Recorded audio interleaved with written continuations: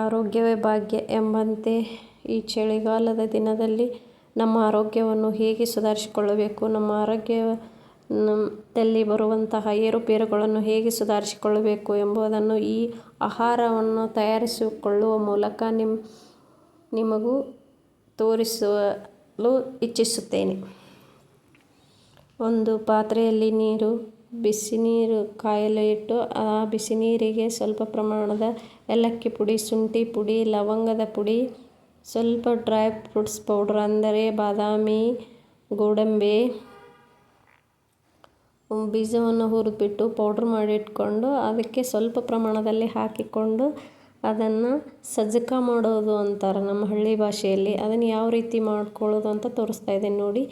ಅದನ್ನೆಲ್ಲ ಹಾಕಿಬಿಟ್ಟು ಮನೆಯಲ್ಲೇ ತಯಾರಿಸಿದಂಥ ಸ್ವಲ್ಪ ಬೆಣ್ಣೆನೂ ಅದಕ್ಕೆ ಹಾಕಿ ನೋಡಿ, ಈ ರೀತಿ ಹೆಸರು ಬರ್ತಾ ಇರ್ತದಲ್ಲ, ಆವಾಗ ಅದಕ್ಕೆ ಆ ರವೆ ಸೇರಿಸಿ ಈ ರೀತಿ ಸೇರಿಸಿ ಆಮೇಲೆ ಒಂದು ಚಮಚ ಅಥವಾ ಸ್ಪೂನ್ಲೆ ಕೈಯಾಡಿಸ್ಕೋತಾ ಇರಬೇಕು. ಕೈಯಾಡಿಸ್ಲಿಲ್ಲ ಅಂದರೆ ಕೆಳಗಡೆ ತಳ ಹಿಡಿತದೆ. ಅದಕ್ಕೆ ಸಣ್ಣಗೆ ಉರಿ ಇಟ್ಕೊಂಡು ಈ ರೀತಿ ಕೈಯಾಡಿಸ್ಕೋತಿರ್ಬೇಕು.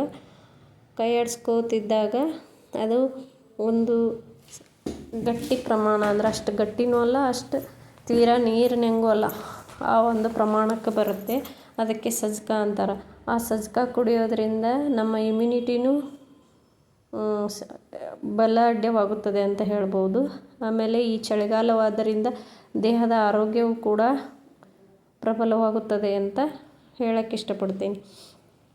ನಮ್ಮ ಅಜ್ಜಿ ಯಾವಾಗಲೂ ಹೇಳ್ತಿರ್ತಾರೆ, ಹವಾಮಾನಕ್ಕೆ ತಕ್ಕಂತಹ ಅಡುಗೆಯನ್ನು ನಾವು ಮಾಡಿಕೊಂಡು ನಮ್ಮ ಅಡುಗೆ ಮನೆಯಲ್ಲೇ ನಮ್ಮ ಆರೋಗ್ಯವನ್ನು ನಾವು ಸುಧಾರಿಸ್ಕೊಳ್ಬೋದು ಅಂತ ಹೇಳ್ಕೊಡ್ತಾರೆ. ಅದೇ ರೀತಿ ಅವ್ರು ಹೇಳ್ಕೊಟ್ಟಂತಹ ಅಡುಗೆ ವಿಧಾನವನ್ನು ನಿಮ್ಮೊಂದಿಗೆ ಹಂಚಿಕೊಳ್ಳುತ್ತಾ ನಾನಿದ್ದೀನಿ ನೋಡಿ. ಈಗ ಬಳಸುವಂತಹ ತರಕಾರಿಯಾಗಲಿ ಅಷ್ಟೊಂದು ಸಮಂಜಸವಾಗಿರೋದಿಲ್ಲ. ಯಾಕಂದರೆ ಎಲ್ಲ ಕೆಮಿಕಲ್ ಮಿಕ್ಸ್ ಮಾಡಿ ಬೆಳೆದಿರೋದ್ರಿಂದ ಅವು ನಾವು ಎಷ್ಟೋ ಶುದ್ಧಿ ಮಾಡಿ ಬಳಸೇವಂದರೂ ಅಷ್ಟೊಂದು ಪೌಷ್ಟಿಕರವಾಗಿರೋದಿಲ್ಲ. ಆದ್ದರಿಂದ ನಾನು ಸ್ವಲ್ಪ ಡ್ರೈ ಫ್ರೂಟ್ಸ್ಗಳನ್ನು ತಂದಿಟ್ಟು ಅವನ್ನ ಹಾಗೆ ಇದರಲ್ಲಿ ಹಾಕಕ್ಕೆ ಬರಲ್ಲ. ಆಮೇಲೆ ಸಣ್ಣ ಮಕ್ಕಳು ಹಾಗೆ ಕೊಟ್ಟರೆ ಅವರು ತಿನ್ನಲ್ಲ, ಅಲ್ಲಿ ಇಲ್ಲಿ ಚೆಲ್ತಾರೆ ಅಂತೇಳ್ಬಿಟ್ಟು ಅವನ್ನೆಲ್ಲ ತಂದುಬಿಟ್ಟು ಡ್ರೈ ರೋಸ್ಟ್ ಮಾಡ್ಕೊಂಡ್ಬಿಟ್ಟು ಅದ್ರಲ್ಲಿ ಪೌಡ್ರ್ ಮಾಡಿ ಸಪ್ರೇಟ್ ಇಟ್ಕೊಂಡಿರ್ತೀನಿ. ಇಟ್ಕೊಂಡ್ಬಿಟ್ಟು ಈ ಥರ ಏನಾರ ಅಂಬ್ಲಿ, ಸಜ್ಜಕ, ಹುಗ್ಗಿ ಮಾಡುವಾಗ ಅವನಿಗೆ, ನನ್ನ ಮಗನಿಗೂ ಸಿಕ್ಕಂಗಾಗತ್ತಲ್ಲ, ಎಲ್ಲ ವಿಟಮಿನ್ಸು, ಪ್ರೋಟೀನ್ಸು, ಮಿನರಲ್ಸು ಎಲ್ಲ ದೇಹದ ಬೆಳವಣಿಗೆಗೆ ಅವಶ್ಯಕ ಅಲ್ಲ. ಆದ್ದರಿಂದ ಇವು ಸ್ವಲ್ಪ ಪ್ರಮಾಣದಲ್ಲಿ ಹುರಿದಿಟ್ಕೊಂಡು ಆಮೇಲೆ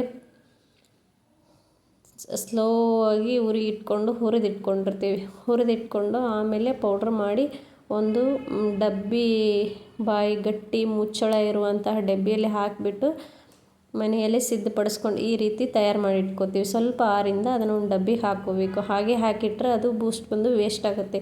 ಇದು 1-1.5 ತಿಂಗಳ ಮಟ್ಟ ಆಗ್ತೈತೆ. ಒಂದೊಂದು ಚಮಚ ನಾವೇನು ಸ್ವೀಟ್ ಮಾಡ್ತೀವಿ ಅದಕ್ಕೆ ಏನು ಮಾಡ್ತಿರ್ತೀವಿ ಪಾಪುವಿಗೆ, ಆವಾಗ ಒಂದೊಂದು ಸ್ಪೂನ್ ಹಾಕಿಬಿಟ್ಟು ತಿನ್ನಿಸ್ಬೋದು. ಒಂದು ಸರಿ ಹಾಲಿನ ಜೊತೆಗೆ ತಿನ್ನಿಸ್ಬೋದು, ಒಂದು ಸರಿ ಮೊಸರಿನ ಜೊತೆಗೆ ತಿನ್ನಿಸ್ಬೋದು, ಒಂದು ಸರಿ ಮಜ್ಜಿಗೆ ಜೊತೆ ತಿನ್ನಿಸ್ಬೋದು, ಒಂದೊಂದು ಸರಿ ಹಾಗೇನೂ ತಿನ್ನಿಸ್ಬೋದು. ಈ ರೀತಿ ಮಾಡಿ ಇಟ್ಕೊಂಡ್ಬಿಟ್ರೆ ಅದು 1-1.5 ತಿಂಗಳವರೆಗೂ ಆಗುತ್ತೆ. ಈ ರೀತಿ ಪೌಡ್ರ್ ಮಾಡಿ ಏರ್ ಟೈಟ್ ಕಂಟೈನರ್ ಡಬ್ಬಿಯಲ್ಲಿ ಹಾಕಿಟ್ಕೊಳ್ತೀವಿ ನೋಡಿ. ಈ ರೀತಿ ಪೌಡ್ರ್ ಮಾಡಿಟ್ಟಿರ್ತೇವೆ. ಇದನ್ನು ನಮ್ಮ ಅಜ್ಜಿ ಹೇಳ್ಕೊಡ್ತಾರೆ. ಆಮೇಲೆ ಮಕ್ಕಳಿಗೆ ಯಾವ ರೀತಿ ತಿನ್ನಿಸ್ಬೇಕು, ಈ ರೀತಿ ಕುದ್ದಿತ್ತು ಅಂದರೆ ಅದು ಚೆನ್ನಾಗಿ ಕುದಿತೈತಿ. ಚಜಕ ಅಂತಾರೆ ಇದಕ್ಕೆ. ಇದು ಚೆನ್ನಾಗಿ ಕುತ್ತಂದ್ರೆ ಈ ಲೆವೆಲಿಗೆ ಬರ್ತೈತೆ. ಇದನ್ನು ಒಂದು ಬೌಲ್ ಒಳಗೆ ಹಾಕಿ ಒಂದು ಸ್ವಲ್ಪ ಹಾಲು,